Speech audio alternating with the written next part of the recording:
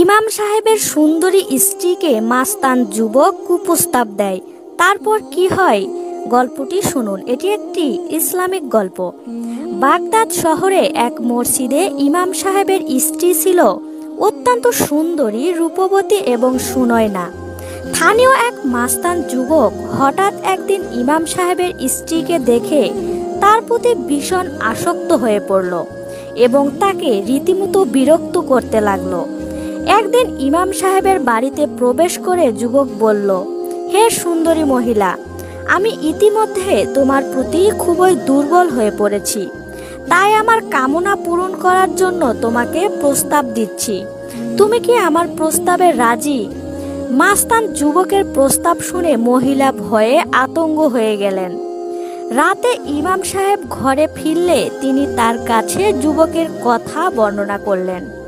ইমাম সাহেব বললেন, তুমি রাজি হয়ে যাও, তবে একটা শর্তে। শর্তটা হলো, যদি যুবক একটানা 40 দিন প্রথম তাকবীরের সহিত জামাতের সাথে আমার মসজিদে সালাত আদায় করতে পারে, তবেই তুমি রাজি হবে। পরের দিন যুবক এসে মহিলাকে জিজ্ঞেস করলো, আমার প্রস্তাবের ব্যাপারে তোমার কি মত? মহিলা বললেন, একটি শর্ত আছে, যদি তুমি শর্ত পূরণ করতে পারো তবে আমি রাজি। তখন যুবক বলল, কি শর্ত? মহিলা বলল, শর্তটি হচ্ছে বিরতি না দিয়ে একটানা 40 দিন প্রথম তাকবীরের সহিত জামাতের সালাত আদায় করতে হবে। যুবক বলল, এটা তো সহজ শর্ত, এর চেয়ে কঠিন শর্ত দিলেও আমি রাজি হতাম।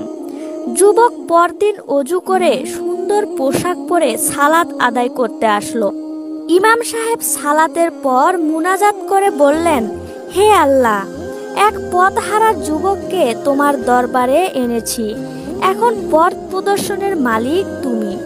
যুবক শর্ত মোতাবেক জামাতের সাথে সালাত আদায় করে যাচ্ছে। ফজরের পরে জহরের জন্য অপেক্ষা করে, জহরের পরে আসর, এরপর মাগরিব, এরপর এশা, কোনো বিরতি নেই। অতঃপর এভাবে যেদিন একটানা 40 দিন পার হলো, সেদিন যুবক ইমাম সাহেবকে জড়িয়ে ধরে কেঁদে উঠল এবং বলল, আমাকে ক্ষমা করে দিন, আমি অন্ধকারে ছিলাম, আল্লাহ পাক আমাকে আলোর পথ দান করেছে, আল্লাহ আমাকে হেদায়েত করেছে, আমার ভুল হয়ে গেছে, আমাকে ক্ষমা করে দিন।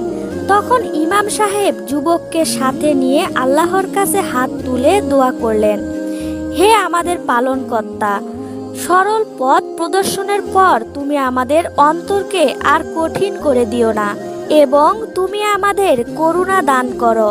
তুমি মহাদাতা, অসীম করুণার আধার। সূরা আল ইমরান আয়াত 8। যথাযথভাবে সালাত আদায় করো।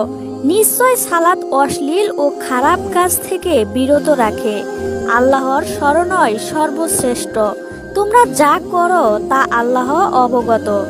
আমরা সকলেই নিয়মিত সালাত আদায় করব, কারণ সালাতই হচ্ছে জান্নাতের চাবিকাঠি।